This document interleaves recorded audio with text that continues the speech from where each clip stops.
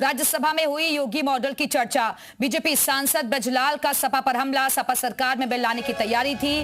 आदिवासियों की जमीन हड़पनी थी, दलितों की जमीन निशाने पर थी और डीएम परमिशन को करना था बाईपास। आज यूपी में नई सरकार है, माफिया से जमीन को छुड़वा दिया। गरीबों की जमीन कब्जा मुक्त करवाई गई। सरकारी जमीनों से माफिया का कब्जा हटा है।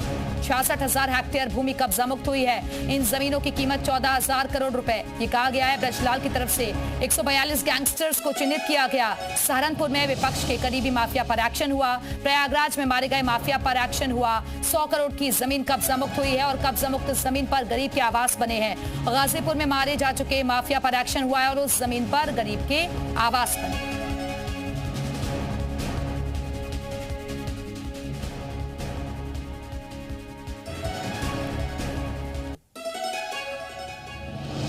कुछ सरकारें ऐसी थी, अगर उनकी चल गई होती तो आदिवासी और गरीब ये भूमिहीन हो गए होते।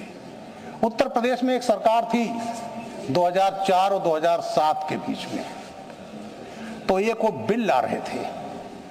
अभी जो है आदिवासी और दलित की जमीन जब बेचना होता है तो डीएम से परमिशन लेनी पड़ती है अगर कोई गैर दलित जमीन खरीदना चाहता है। वो इसलिए है, एक प्रोटेक्शन दिया गया है कि इसको भुला समझा करके उसकी जमीन न ले जाए। उस सरकार ने, समाजवादी सरकार थी, उन्होंने एक बिल लाना चाहा कि नहीं साहब, ये डीएम के परमिशन की कोई जरूरत नहीं है।